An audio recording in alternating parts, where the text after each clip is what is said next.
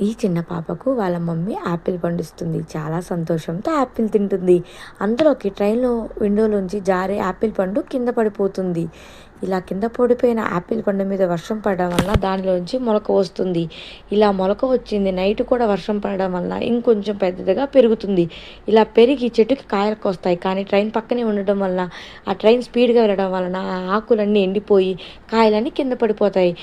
కానీ ట్రైనింగ్‌కి వెళ్తున్న ఒక సైనికురాలు ఇది చూసి ఎండిపోయిన ఆపిల్ చెట్టుకు నీరు పోస్తుంది. ఇలా నీరు పోయడం వల్ల ఆ ఆపిల్ చెట్టు మళ్ళీ చిగురించి కాయలు కాయడం మొదలుపెడుతుంది. ఇలా చెట్టు చాలా పెద్దదిగా అయ్యి మరెక్కువ కాయలను గుత్తులు గుత్తులుగా కాస్తాయి. ఈ ఈ యొక్క ట్రైనింగ్ కంప్లీట్ చేసుకుని తన ఇంటికి వెళుతున్న ఈ సైనికురాలు ఈ చెట్టు ఎలా ఉందో దిగి చూద్దామని యాపిల్ పండులు చాలా ఉన్నాయని కోసుకుని ఒకటి తింటుంది. మీకు కూడా ఈ యాపిల్ పండు కావాలా?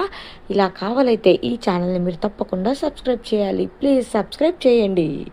ఈ చిన్న పాపకు వాళ్ళ మమ్మీ యాపిల్ పండిస్తుంది. చాలా సంతోషంతో యాపిల్ తింటుంది. అందులోకి ట్రైన్‌లో విండోలోంచి జారే యాపిల్ పండు కింద పడిపోతుంది.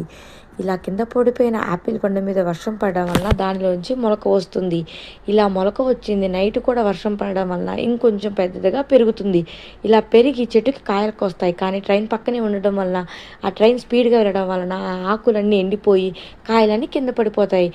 కానీ ట్రైనింగ్‌కి వెళ్తున్న ఒక సైనికురాలు ఇది చూసి ఎండిపోయిన ఆపిల్ చెట్టుకు నీరు పోస్తుంది. ఇలా నీరు పోయడం వల్ల ఆ ఆపిల్ చెట్టు మళ్ళీ చిగురించి కాయలు కాయడం మొదలుపెడుతుంది. ఇలా చెట్టు చాలా పెద్దదిగా అయ్యి మరెక్కువ కాయలను గుత్తులు గుత్తులుగా కాస్తాయి. ఈ ఈ యొక్క ట్రైనింగ్ కంప్లీట్ చేసుకుని తన ఇంటికి వెళుతున్న ఈ సైనికురాలు ఈ చెట్టు ఎలా ఉందో దిగి చూద్దామని యాపిల్ పండులు చాలా ఉన్నాయని కోసుకుని ఒకటి తింటుంది. మీకు కూడా ఈ యాపిల్ పండు కావాలా? ఇలా కావాలైతే ఈ ఛానల్ని మీరు తప్పకుండా సబ్స్క్రైబ్ చేయాలి. ప్లీజ్ సబ్స్క్రైబ్ చేయండి.